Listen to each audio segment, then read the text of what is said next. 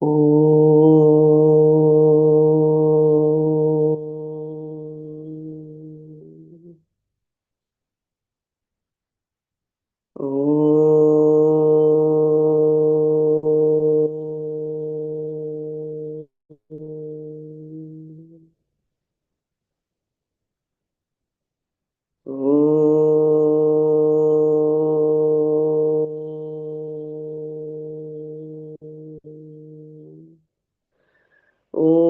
सहना भवतु सहनौ भुनक्तु सह वीर्यं करवावहै तेजस्विनावधीतमस्तु मा विद्विषावहै ॐ शान्ति शान्ति शान्तिः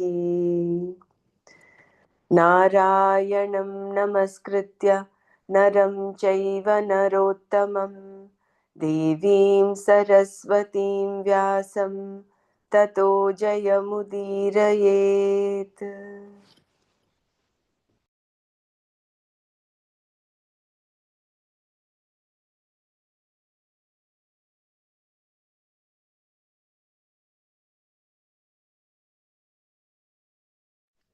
So yesterday we stopped here at verse 43. We finished. I will just read the last two paragraphs. So here he was talking about Yamimam Pushpitam Vacham Pravadantya Vipaschitaha Vedavadaratav Partha Nanyadastiti Vadinaha. Then Kamatmana Swarga Paraha Janma Karma Phalapradam Kriya Vishesha Bahulam Bhogaishwarya Gatim Prati. So, O son of Pritha, the non-discriminating people who remain engrossed in karma, enjoined by the Veda and its results, arguing that there is nothing other than this. Those who are full of desires, with heaven as their highest goal, for the attainment of pleasure and power, utter these flowery words that talk of many special rituals that are capable of giving better births and various results of actions.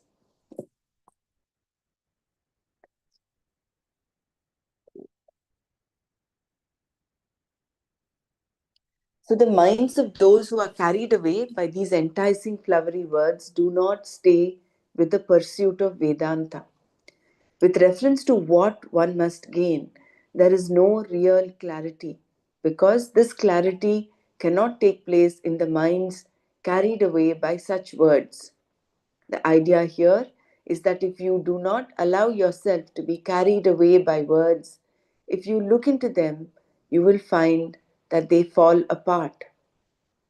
And if the words are not looked into, you will find that they are very pleasing and attractive. Therefore, people who have no discrimination are easily carried off by them.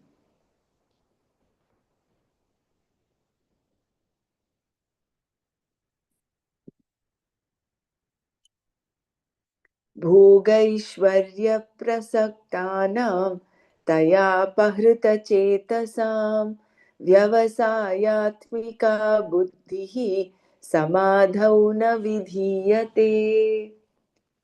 Bhoga Aishwarya Prasaktanam, for those who pursue pleasure and power exclusively. Taya, by those words. Apahrita Chetasam, whose minds are robbed away. Vyavasayatmika, well ascertained. Buddhihi, understanding. Samadhau, in the mind. Navidhiyate, does not take place. Bhogaishwarya Prasaktanam Taya Apahrita Chetasam Vyavasayatmika Buddhihi Samadhau na vidhiyate. For those who pursue pleasure and power exclusively, whose minds are robbed away by those flowery words, well ascertained understanding does not take place in their mind. Krishna had already unfolded the knowledge of Sankhya, and then he asked Arjuna to listen to the knowledge unfolded about Karma Yoga. Thus, When Krishna praised yoga in terms of karma yoga, as he did here, Sankhya was not being discussed at all. What is Sankhya?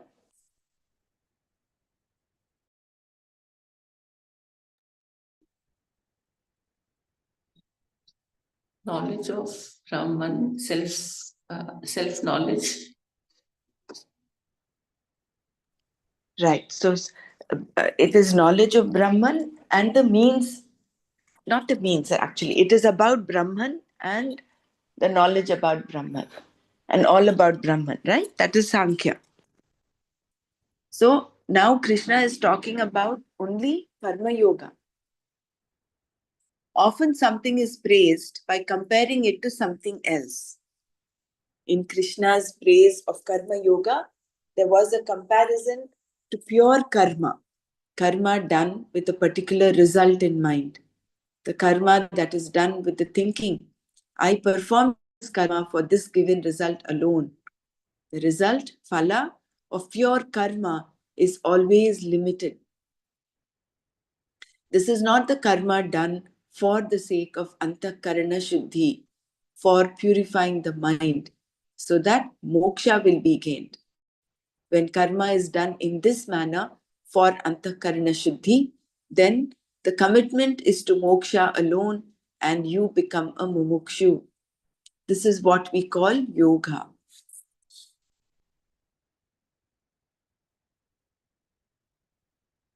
Karma is generally done for the sake of a limited result, whether the karma is worldly, laukika karma, or scripturally based, Vaidika karma.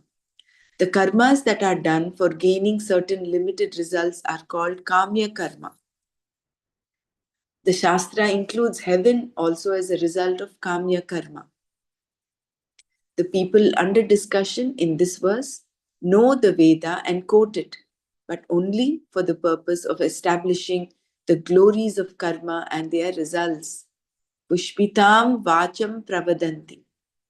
Words that are very flowery and pleasing to the ear are used in this way by these people. And they talk about the various karmas that can be done for the sake of gaining enjoyments, bhoga, and overlordship, Aishwarya, meaning the wielding of power. Enjoyment and power are the only two purposes for which such people dedicate their entire lives. And committed as they are to their own desires, they also talk a great deal about it. The word Aishwarya means overlordship, implying different degrees of power. For example, a policeman controls people's driving habits. This is one kind of Aishwarya. Then there is a police inspector who controls all the policemen in his station, and a commissioner who controls the inspectors. There is also someone else above the commissioner. The power wielded by all these people is in different degrees and represents different kinds of Aishwarya.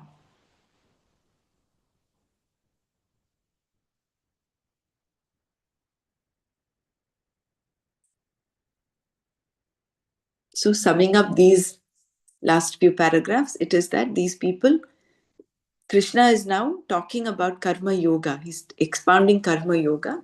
And in the beginning, he wants to compare that with pure karma that is done with a limited result in mind, with a karma phala which is limited. That is to gain pleasure, power here or in the hereafter. And for them, the highest is heaven, Swarga. So this pure karma, they are also astikas, followers of the Veda, but their vision is only limited to up until Swarga. They're doing it for gaining something, achieving something, to fulfill their desires. They're full of desires. In fact, their whole life is full of desires. But they say all these flowery words Because if you do this, this is what you will gain. Whereas Karma Yoga is done for the sake of Antakarana Shuddhi, with only moksha in mind.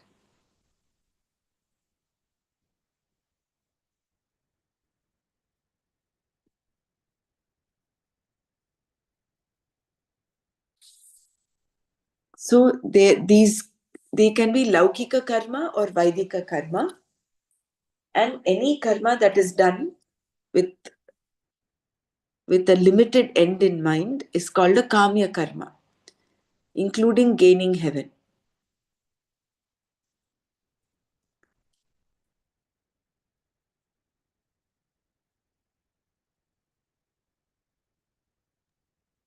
So the yoga term, we can say, like it is mentioned, it is yog means to add.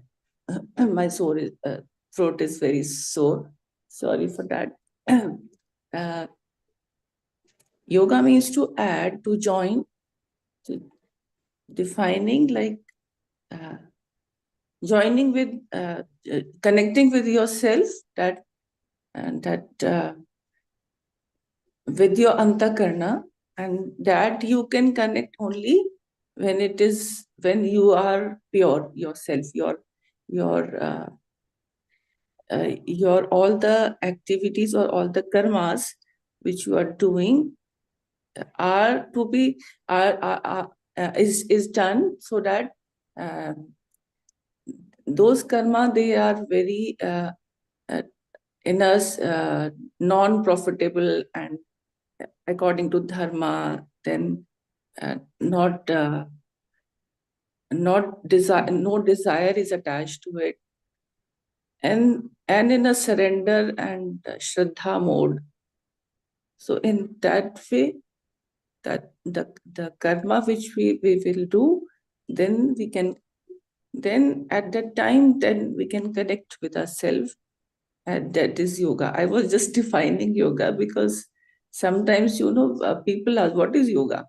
So this line, no, it it is in itself very complete, that you go, the main Can cause you of read your, that line again? yeah, that line is very profound. Yoga.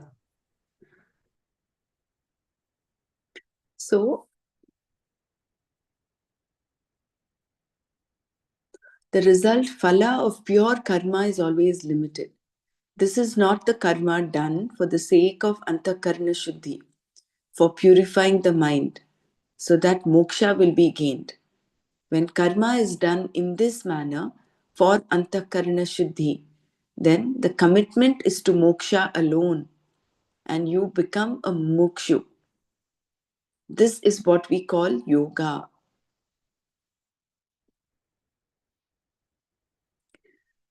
My understanding of what this yoga that he's talking about here, if you remember the end of every chapter, there is Brahma Vidyayam Yoga Shastre. So this yoga here means karma yoga, is what my understanding is,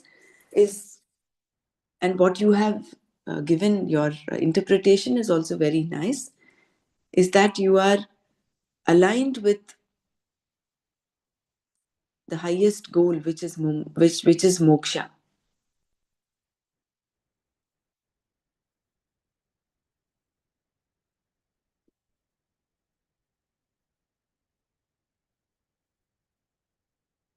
So wherever yoga is talked about here, it means there are two aspects to Bhagavad Gita. If we remember, one is Brahma Vidya, which is Sankhya, which is knowledge of the Brahman, and the second one is Karma Yoga,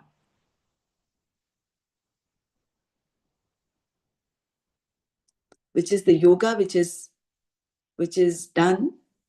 Karma Yoga basically is an attitudinal shift.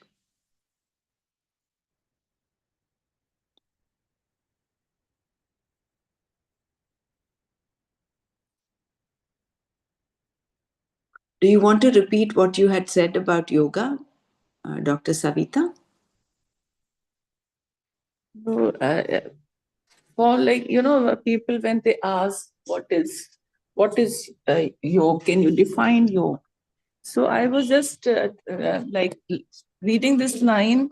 Uh, I I was just interpreting in my simple language that when like the karma yoga itself is you have that particular goal in your mind, and you do all your activities according to the dharma, and not going after your desires because your goal is fixed. So when the goal is fixed, all that clarity happens, and all the materialistic pursuits are they are dropped, and in that way uh, you will be connecting with yourself. So the meaning of yoga to add, to join, rather to join. Yog means to join in Hindi. So in that way we connect with our own self, joining with our own self.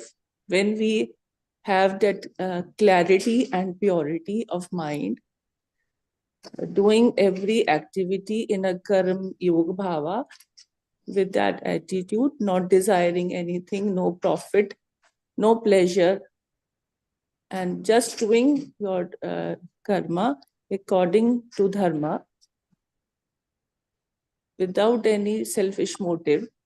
In that way, we connect more with ourselves, and then we feel that expansion also, no? So just this, yeah. Very nice.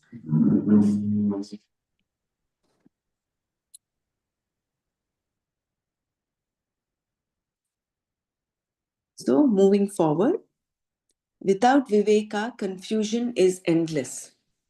Those who are totally committed to Bhoga and Aishwarya, who are engaged in the pursuit of enjoyment and power alone, are influenced by the flowery words that reveal the various types of karmas, the means for achieving different ends. These words are not only Vedic words, but colloquial words also, drawn from whatever hype that is available in the language at the time. Hearing these flowery words, which are very seductive, their minds are robbed away. They become apahrita chetasaha. In such people, the discriminative knowledge is so totally covered that nothing is clear.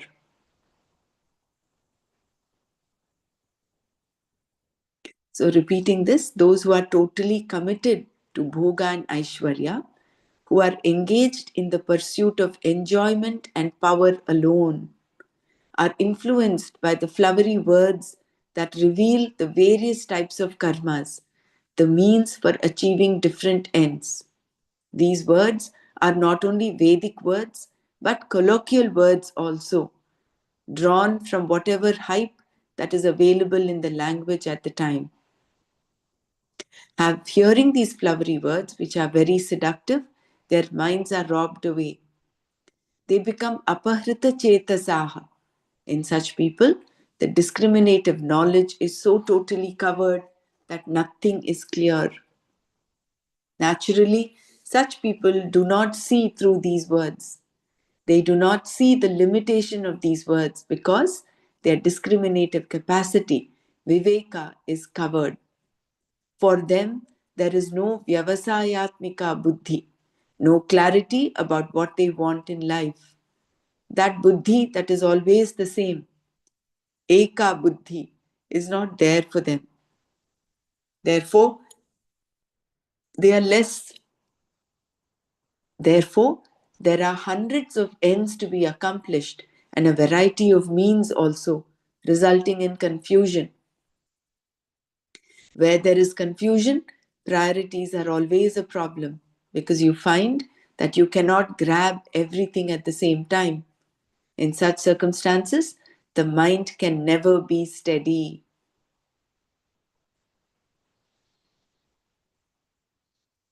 I'll read this paragraph again. So, naturally, such people do not see through these words. Why? Because they're covered, they're deluded. They do not see the limitation of these words because their discriminative capacity, viveka, is covered. For them, there is no vyavasayatmika buddhi, no clarity about what they want in life. That buddhi that is always the same, eka buddhi, is not there for them. Therefore, there are hundreds of ends to be accomplished and a variety of means also, resulting in confusion. Where there is confusion, priorities are always a problem because you find that you cannot grab everything at the same time. In such circumstances, the mind can never be steady.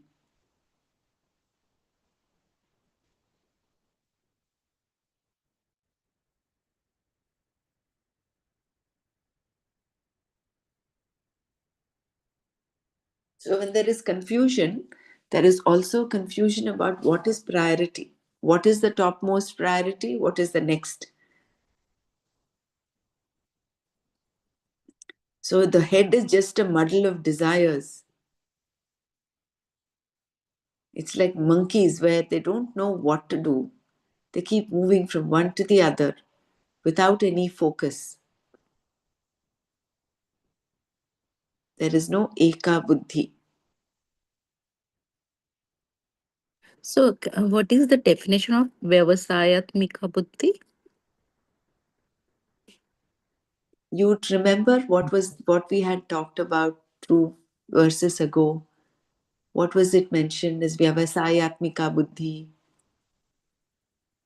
It is the buddhi that has the clarity of the end in mind, Clarity. Hmm. right? The Hmm. clarity is what? Clarity is whatever action I'm doing is only an indirect means. Karma yoga is an indirect means for knowledge. Hmm.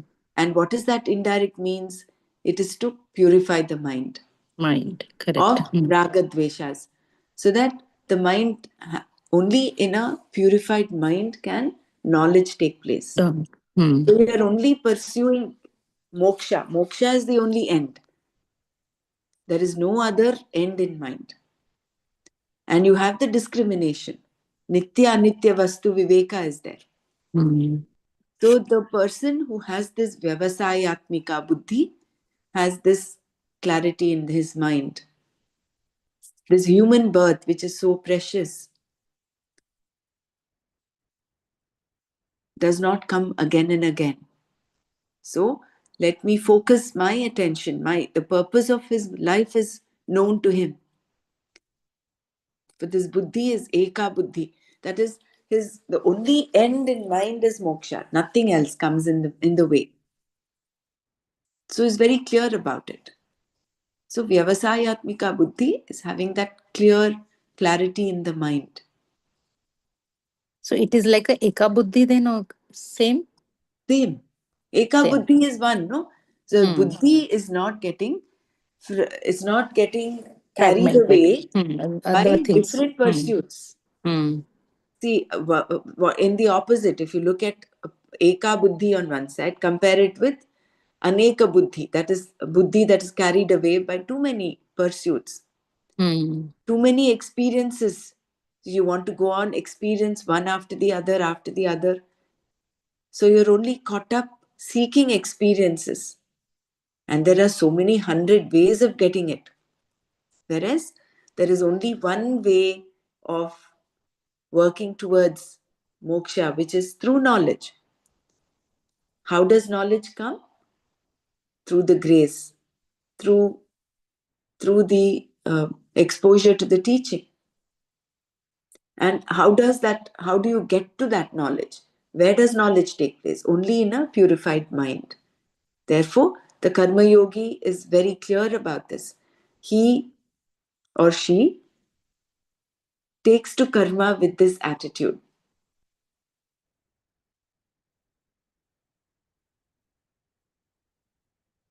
getting Thank rid you. of raga dveshas. So there is no desire in the sense, um, and although action is prompted by a desire, whatever the end, the result is, he takes it. He's not unhappy because of one, he did not get the result. Neither is he completely elated because what he desired for came in. So he's neutralized the raga dveshas. So remember that verse, Sukha dukkhe same kritva labha labhau jaya jaya. So he has gained that equanimity. That is the Vyavasayatmika Buddhi. The one that has discrimination and clarity. See, when we have this, then we are not bothered, we are not affected. I wouldn't say bothered, we're not affected by any situation, any event, that this person said this or that person said that. Whether you're given a position, your position is taken away, you're not affected because your end goal is not bhoga, it's not Aishwarya.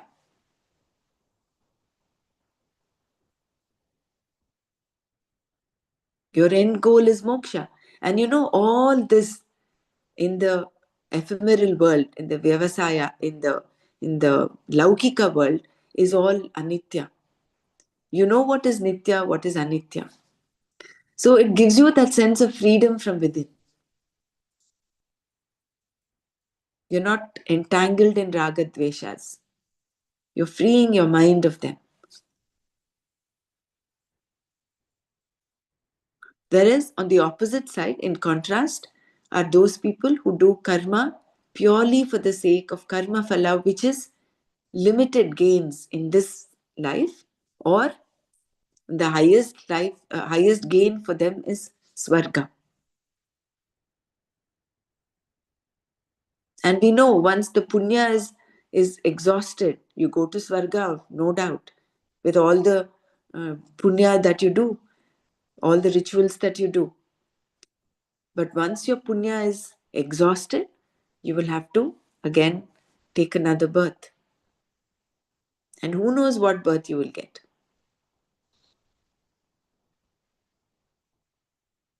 That Bhoga and Aishwarya, who is in Bhoga and Aishwarya, they will not have this type of Eka Buddhi. Mm. Because there's so many ends. No, with Bhoga Aishwarya, is there an end? It is like a bottomless pit, bottomless well. It's like one desire gets fulfilled, another crops up, another crops up. So it is endless.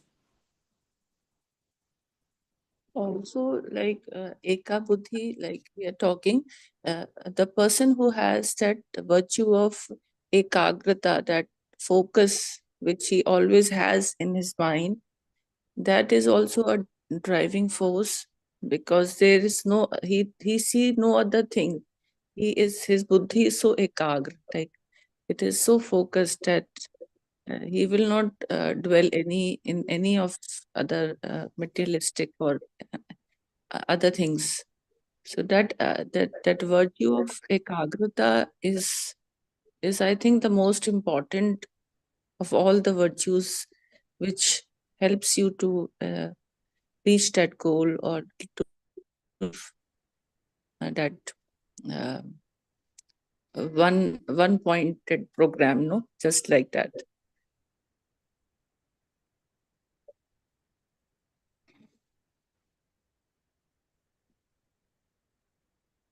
And the person who has this moksha as a goal, he will not deter from his moksha, whereas the person who are going after materialistic things, their focus keeps on changing, no, once this, then house, then car, then some destination, holiday, like it keeps on, it's varying, so that focus is flickering.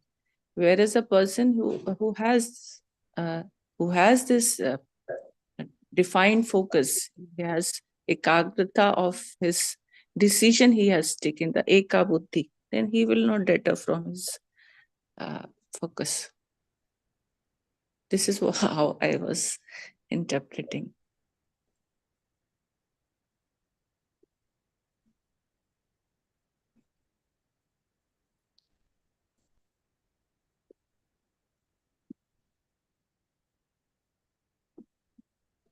Yeah, at the same time, we are not, um, see, the world is there for us to enjoy. That is what is mentioned in the Ishavasya Upanishad. But with the understanding that all this is impermanent.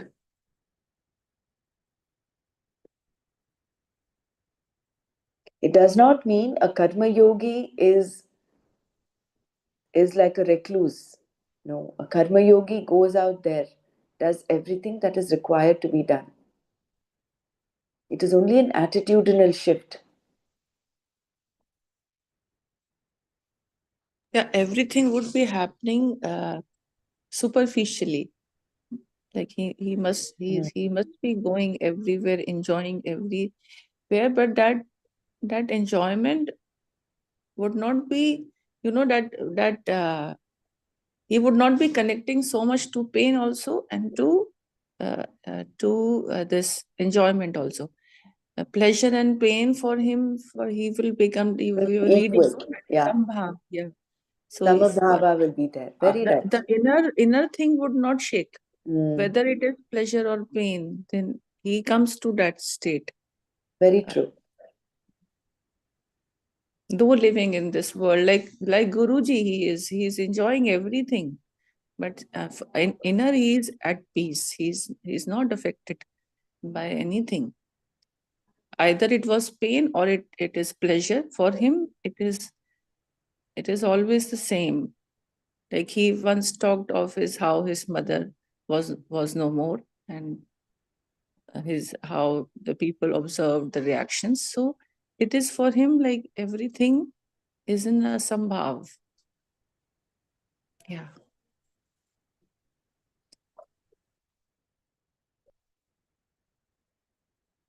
So, in such circumstances, the mind can never be steady. Here in this verse, Krishna says that people who are committed to bhoga and aishwarya and whose minds are robbed away by enticing words, praising the means and ends, do not have clear minds with reference to what is to be accomplished in life. Where is it that such clarity, where is it that such clarity does not take place? In the mind. Samadhau na vidhiyate. There is no other meaning for samadhi here because Krishna was talking about vyavasayatmika buddhi with reference to those who have no clarity, nishchaya, about what they want, people whose minds meander. Therefore, this vyavasayatmika buddhi, which is eka buddhi, does not take place in the minds of these people. Those who do not have clarity, those who do have clarity have eka buddhi, meaning that there is only one lakshya, one goal for them. Moksha is the only goal to be accomplished. So here the samadhau, the meaning samadhau is to be what is to be understood is in the mind. So again, just bringing our attention back to words and in what context we have to understand and interpret them. Here, if you interpret samadhau as samadhi, which is different, it would give a totally different meaning. But here, going with the train of thought that Krishna has put up here, where does this clarity or no clarity take place? It is in the mind. And therefore, the samadhauna vidhiyate, here there is no other meaning for samadhi here. It means mind. Because Krishna was talking about vyavasayatmika buddhi with reference to those who have no clarity about what they want, people whose minds meander. Another meaning of yoga, which Dr. Savita very beautifully explained, is you yoke yourself to the highest goal, that is moksha. That is it. So there is no wandering away here and there. You unite yourself with that goal. So whatever you do becomes karma yoga. Whatever you do becomes yoga. That is the uniting with the highest goal. Therefore, this Vyavasayatmika Buddhi, which is Eka Buddhi, does not take place in the minds of these people. Why? Because they have no clarity, no nishchaya about what they want. Their minds always wander. Those who do not have clarity, so again, those who do have clarity have Eka Buddhi, meaning that there is only one Lakshya, one goal for them. Moksha is the only goal to be accomplished.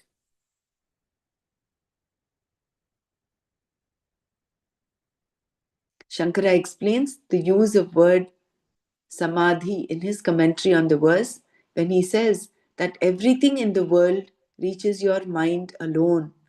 Samadhiyate asmin. In the mind alone, all the sense objects, all the experiences, the entire world that is in front of you are experienced by you. The eyes may be open and seeing, but what they see has to reach the mind before any seeing actually takes place. So here, samadhau means in the mind.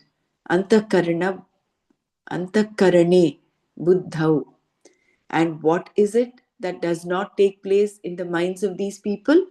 Eka buddhihi, vyavasayatmika buddhihi, asmin samadhau navidhiyate. Instead, the buddhi is a meandering buddhi, wanting this and that, like the mind of an active, bright child who is taken to a toy shop and asked to choose only one toy. Total confusion is the result.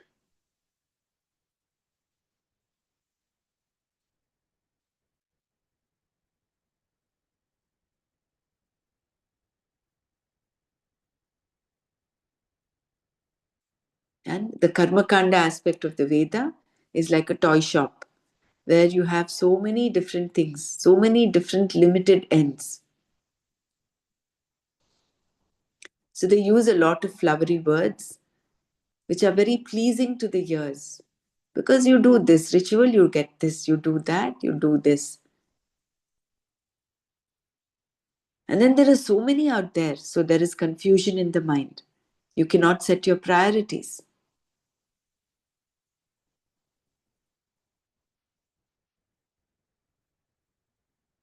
Whereas once you know which toy you want to buy, you have that Eka Buddhi.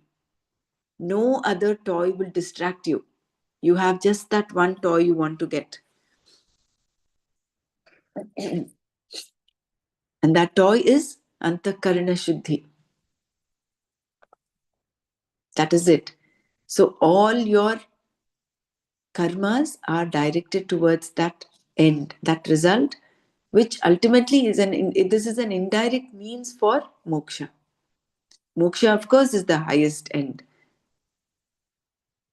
But they pursue karma in order to gain the antakarana shuddhi.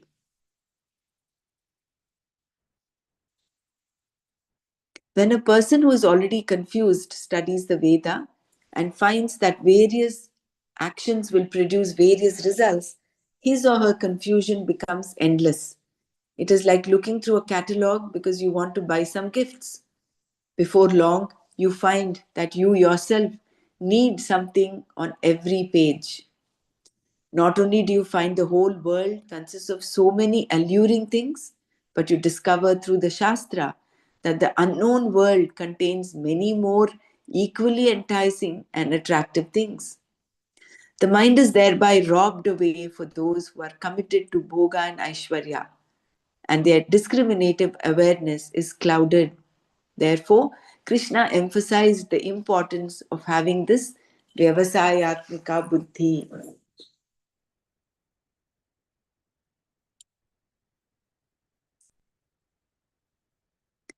So I'll read this paragraph again. When a person who's already confused studies the Veda and finds that various actions will produce various results, his or her confusion becomes endless. It is like looking through a catalog because you want to buy some gifts. Before long, you find that you yourself need something on every page. Not only do you find the whole world consists of so many alluring things, alluring is so many enticing, so many inviting things, but you discover through the Shastra that the unknown world contains many more equally enticing and attractive things. The mind is thereby robbed away for those who are committed to bhoga and aishwarya, and their discriminative awareness is clouded. So, this unknown world, as an example, is heaven. So, not only in the known world, you get caught up in this confusion, net of confusion, even in the unknown world, there are so many enticing things. The mind is thereby robbed away for those who are committed to bhoga and aishwarya, and their discriminative awareness is clouded. Therefore, Krishna emphasized the importance of having this vyavasayatmika buddhi. It is like having that river with the banks on either side. So you're directing your whole life force. Having the clear mind, is that the Vivasari? Yes. Yeah. Okay. Which Sorry. is what Guruji says, no? Gurudev says, clarity in the mind, purity in the heart, and sincerity in action.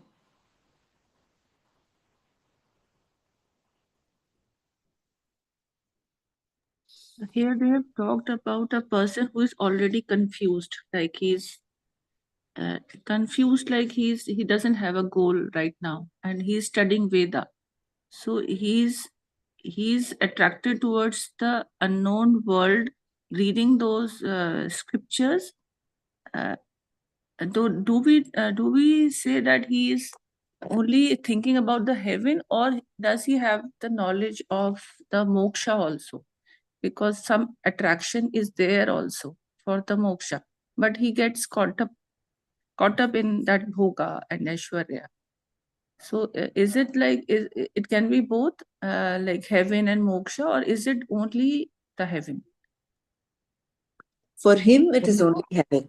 He may be aware, but see, somewhere yesterday, day before we read, even though he may study Vedanta, but he will interpret everything to suit his limited ends. His Yeah, understanding is also clouded. some understanding is not there. That would be the problem. You know, See, that I have requires. Go ahead, Dr. Mara. no just like that. Like I go walk with my friends. Uh, Even to talk about Ramayana and Mahabharata, right? The stories, oh, Rama is not perfect, They all say this and that, but he sent his wife to the forest even when she was pregnant and things like that. And then even Krishna, oh, he did all this tricks and stuff like. So they try to explain, but they're not in a position to listen all that. So obviously there's a misunderstanding, right? I mean, not the, you for us to understand it clearly, what Rama is, what Krishna is like. They're not like selfish, like they did it for the common cause for Lokasham or like that.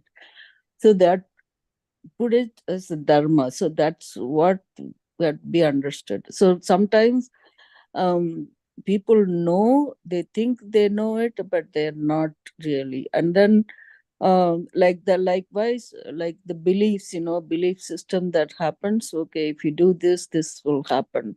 If somebody says, okay, we'll do that, and then somebody else will say something else, and then oh, we'll do that.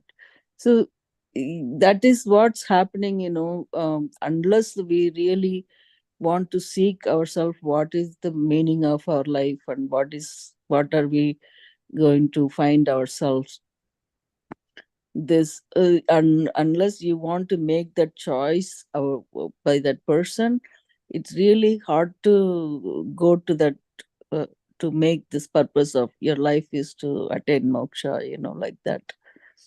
That's what I gather from. So I said, okay, maybe it's not time for them to get there, but maybe it will take some time. So, Yeah, like you said, that the understanding is not there correctly. So, I mean, correct. we are also trying to understand better and better every day, but at least we are kind of a little bit above that stage. That's what I feel, when we're talking about it. So, so they want to dress nicely and this and that, but I don't really think that's needed. Take pictures everywhere. I'm not interested in that kind of stuff. That doesn't mean that, we have some different goals and set of goals that we have. So that's how I see it myself in terms of this. But like you said, people are having different things in their life, different stages in their life to go through it. Yeah. While it is very beautifully explained, Dr. Mara, in Mm-hmm. giving an example that you know in your experience. So we Mm-hmm. don't look down upon anyone. They're in their No, own we are journey. not. Yeah, it was Yeah. just So happened for them. we So yeah, correct. So we should just feel grateful and not feel have a superiority air there. Then again, ego is coming in the way. yeah, Spiritual ego takes place. So yeah. we are grateful. I mean, we were like that some time back. If you look at True. our Yeah, own life, yeah. maybe if Some we were not exposed to this teaching, so this teaching also is an adrishta phala. It is grace. So we true. just come from the space of gratitude and have compassion for them and not look down upon them or belittle Yeah, them or stay sit yeah. in judgment. No, They no. are Yeah. the way they are. It's okay, doesn't matter. They will take their Right. time. We accept what they are, and That's it. Accept they them are as very they are. good friends of mine, and Yeah. so that's how it is. Like there is another friend who understands completely. We have a good conversation with each other. We understand that, but it doesn't mean that I kind of say anything bad about them. But it's just that what I'm trying to say is their understanding is. Probably it will come maybe when they read it more than few times to get that understanding. For me, even uh, to understand what Rama and yes, Krishna, things like that, we have to go through it several times to really understand that. Otherwise, anybody can say, "Oh, why Duryodhana is bad, why Arjuna is good," and things like that. I mean, there is no good or bad thing. It's just that their action determines some of this. It also depends on the master that they are following. There are so many different sampradayas in Sankhya Yoga. And Mm. like Dr. Brahmra had shared once, while doing the Gita, there are four types of vadas, or what it is called. Those who want to only debate and be there only in continuous conflicting debates. Useless to go on talking to them, and we are wasting our time. They will stick to their philosophy. So even Yeah, among Jains, they believe that this Krishna, he could have stopped the war if he was God. Why did he have so many people killed? They don't believe in killing. So maybe that is so superimposed on their brain that for them, whatever their master has told, they stick to it, and it's all right, to each his own. Only thing here, what we were doing today in this boga, in karma yoga, there it is like we often mistake the objects of comfort to be the objects of happiness, and we need to divorce the two. Sukh and suvidha are not the same. So we really hmm, need to see the difference between the two. You may have a car, but wanting to be like the neighbor has a BMW and you want a BMW, and then still better a Ferrari car or whatever. So there is no end to that.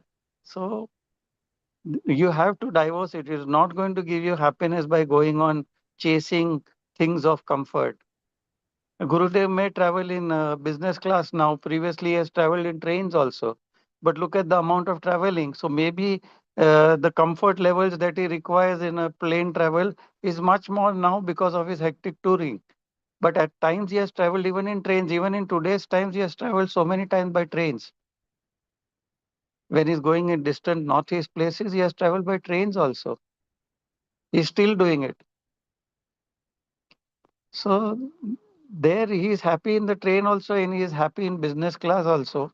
Doesn't matter, and he is happy in a chartered flight also, where he's traveling from one place to another by helicopter to save time. He does not mix that comfort object with his happiness. Jai Gurudev. Very beautiful. So, need based living and not greed based living, as Rajima says. So,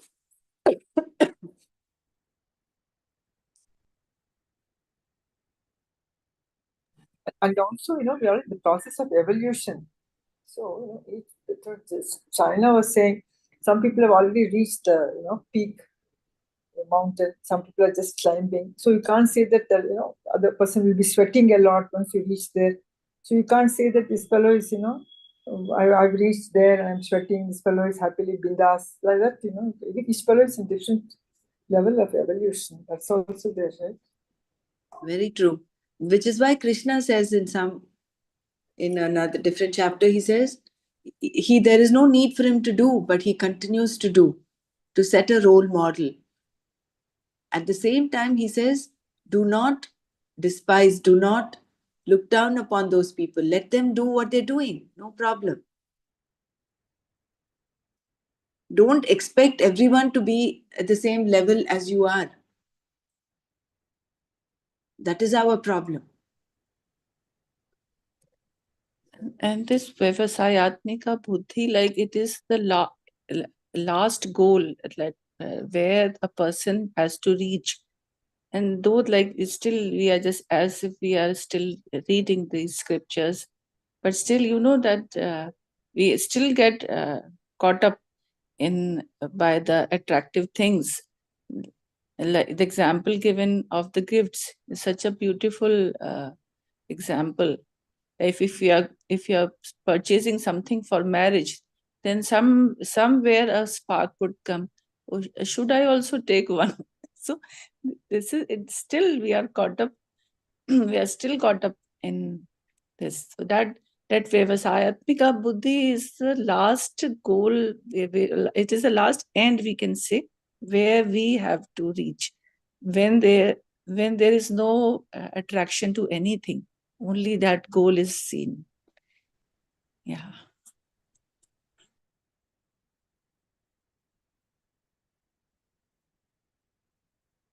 Vyavasayatmika Buddhi, see, the last goal, of course, is moksha. Vyavasayatmika Buddhi is the means to get to that goal. Yeah, the last end to reach it. To So that reach. we can, Right? yeah. So the final end, of course, is through knowledge, because that is the confusion, is what is the main human, the fundamental problem. But to get to that, to prepare the mind, we need this Vyavasayatmika Buddhi. Otherwise, the whole life we are fritting away. It becomes very mechanical. But when you're directing your life's energies, whatever you're acting, whatever you're doing, not acting, whatever actions you take, you're doing is directed towards that. That is what Krishna says is Mamekam Sharanam Vraja. You offer all your activity, all your whatever you do unto me. Keep me in your mind when you do things.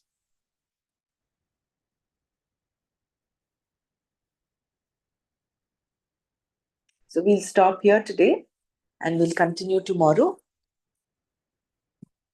Om Loka Samasta Sukhino Bhavantu. Om Shanti Shanti Shanti. Om Tat Sat Shri Krishna Arpanamastu.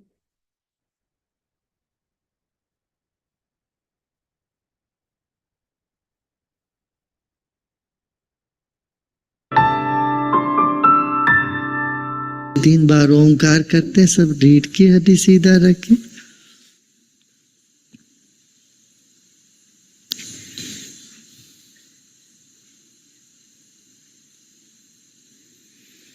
गहरी सांस लीजिए और छोड़ें।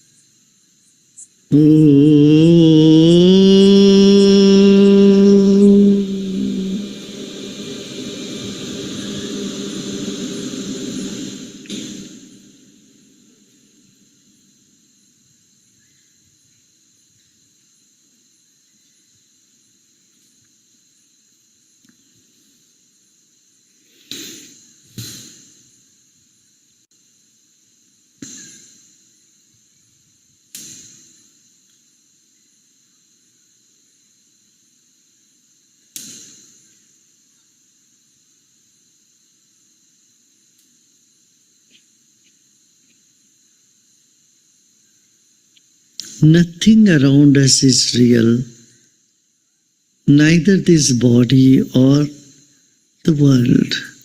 शरीर और हमारे परिसर में जो भी है ये सब समाप्त हो जाने की ही है। ये कुछ भी सत्य नहीं।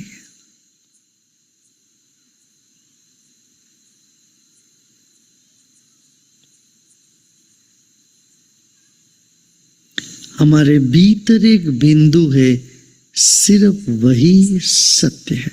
There is a tiny dot inside of you.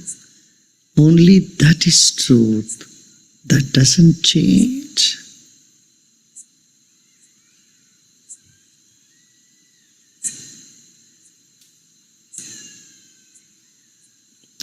You are a witness to everything.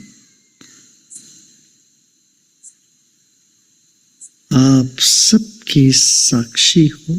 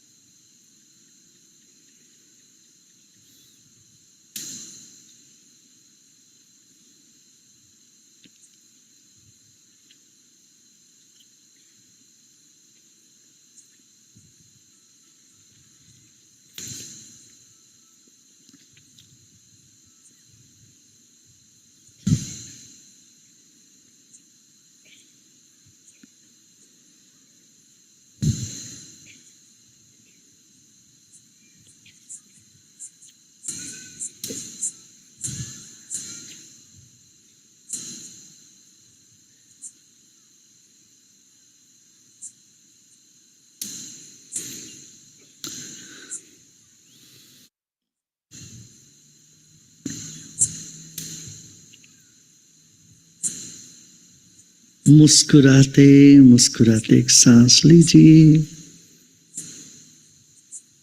मुस्कुराते मुस्कुराते छोड़े. Breathe in with a smile and breathe out with a smile.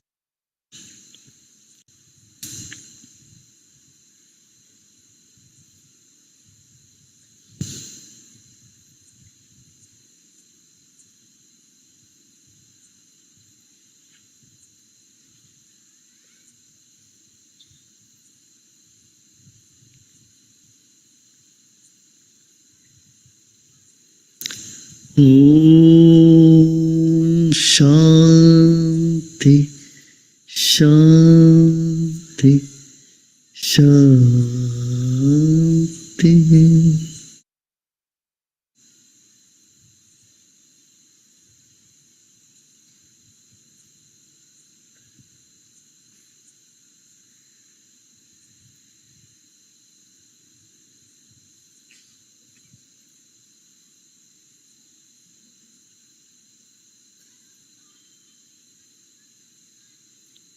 Then slowly and gradually become aware of body and surroundings. And you may open your eyes.